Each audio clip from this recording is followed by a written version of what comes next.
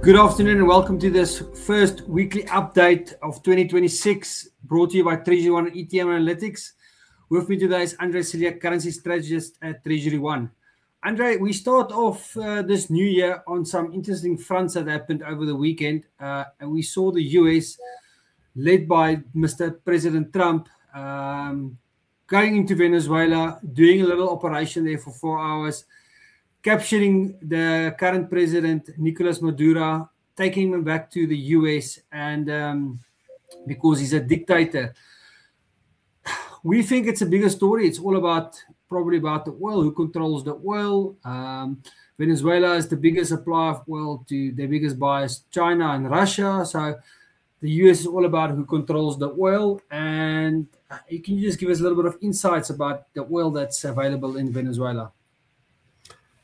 Yes, Richard, thank you very much. If you look at the type of oil that is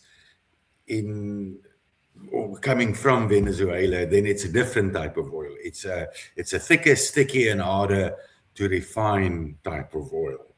And the refineries, and there you've got a small little block indicating where these refineries are very much in demand by those refineries. Now, one of the other countries that supplied oil of that nature is Russia, but there's sanctions against Russia.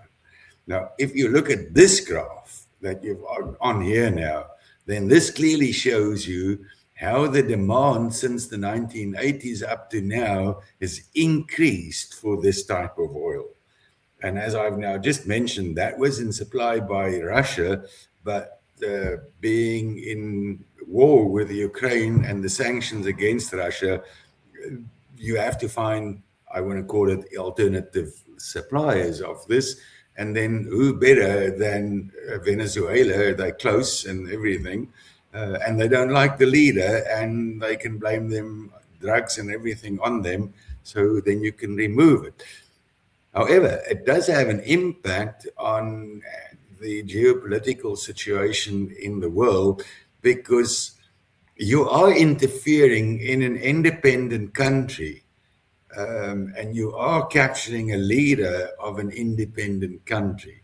So there is quite some turmoil and negativity from governments all over against what the US had done here, and there will be a discussion in the United Nations Security Council about this. But having said that, nobody even liked the man that was now captured. So he is not the flavor of the month in any case. So I don't think too much will come from that. So normally you would see quite an impact and a dramatic impact on a move like this throughout the world. Especially on the value of the dollar being a safe haven currency and so forth, which has not really happened this time. But if you go and analyze why the dollar is weaker, and it's substantially weaker than what it was a year ago, then it lies more in the area of rising government debt from the United States, political uncertainty of how things are being run by Mr. Donald Trump, investors and central banks seeking alternatives rather than putting their money into dollars. And there we had seen that gold and other metals had substantially increased in value, dramatic increases in value. And we had also seen that central banks itself is shifting from having all their reserves, or the bulk of the reserves, in US dollars, more of those reserves into, for instance, gold. And we had seen that the holding of reserves in the US dollar has declined to levels around 40%, which is a very low figure. So all those factors are still there and very prevalent, and I think taking precedent over going into a country where, yes, one of the main reasons is deemed to be oil, but is taking the dictator out of his position.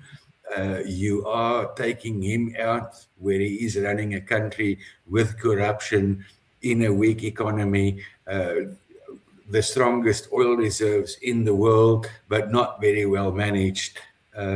So it's actually a slightly positive thing and could turn out, if handled correctly, positively for Venezuela as well. And hence, these other factors that has got a negative impact on the sentiment of the US dollar is taking precedent and prevailing, and that keeping the dollar still most likely under pressure for the rest of 2026. Yeah, Andre, feeding back into that, yeah, the Rand was one of the better performers last year. Ending the year, we were now 14% stronger than we were a year ago at this stage.